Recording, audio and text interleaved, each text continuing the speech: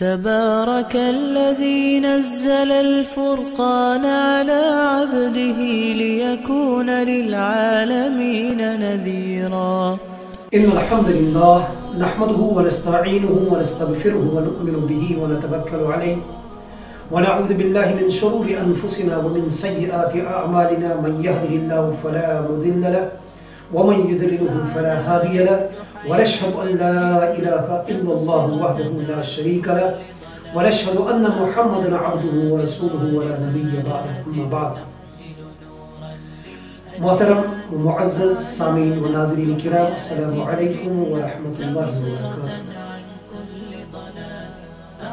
ہم اور آپ اس بدہی حقیقت سے واقفیت رکھتے ہیں کہ دین اسلام ایک عالمگیر تحریک ہے اور کسی بھی تحریک اور تنظیم یا جماعت کا راس المال اس تحریک سے وابستہ ارکان و رفقا ہی ہوا کرتے ہیں۔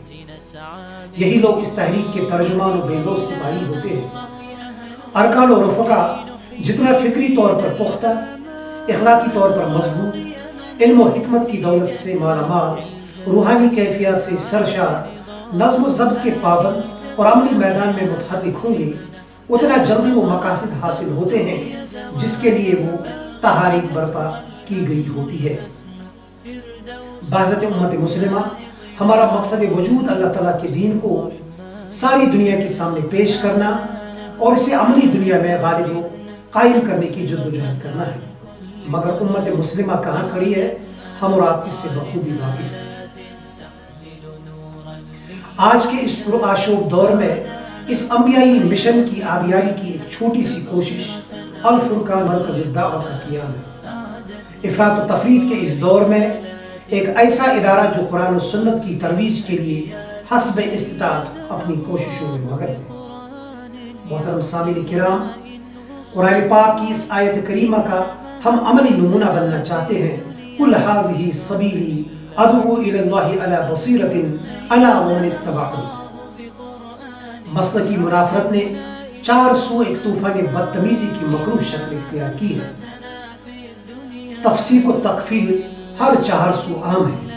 ایسے حالات میں انبیاء کے وارثین کا حق بھی بنتا ہے اور ہماری ذمہ داری بھی ہے کہ ہم آگے بڑھ کر اس طوفان بدتمیزی کے سامنے ایک مضبوط دیوار کھڑی کر سکیں۔ آئیے ہمارے مشن کے ساتھ جڑیے۔